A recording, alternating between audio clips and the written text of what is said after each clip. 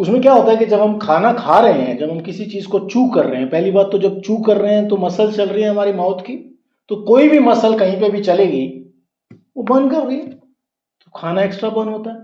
तो जितना आप चू करोगे उतना आप कैलोरी ज्यादा बर्न कर रहे हो।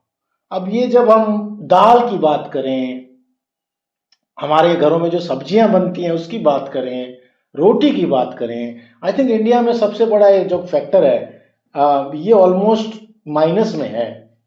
हम जहां thermic effect of the food, जहां एक अमेरिकन या यूरोपियन जब वो नॉन वेजिटेरियन या सैलेड खा रहे हैं, वो बर्न कर रहे हैं मान लो 8%, 10%, 20%, प्रोटीन के केस में 25% तक बर्न कर सकते हो आप उसी खाने का। माने अगर आपने 100 ग्राम खाना खाया तो 25 ग्राम आपने वहीं खाते खाते ही बर्न कर दिया, तो आपको नेट नेट कितना मिला बॉडी में? 75 मिला।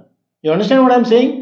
Converted into calories. मान लो आपने 100 कैलोरीज खाई और वो हाई प्रोटीन मील है, तो उसको चू करते करते आपको जो नेट नेट कैलोरी बची वो 75 टू 80 बची, 20 कैलोरी आपने ऑलरेडी खर्च कर दी। ये जो thermic effect of the food है, ये इंडिया में लागू अप्लाई होता है, लेकिन इसका जो इफेक्ट है वो मिनिमलिस्टिक है। अब मैं दाल और रोटी की बात करूंगा तो मैं अगर कितना भी स्लो चू कर लूं, तब भी अगर मैंने 100 कैलोरीज खाई हैं तो मेरे ख्याल में मैं 92 93 कैलोरीज नेट नेट दे रहा हूं, 5-7 कैलोरीज ही बर्न कर रहा हूं मैं, बिकॉज हमारे यहाँ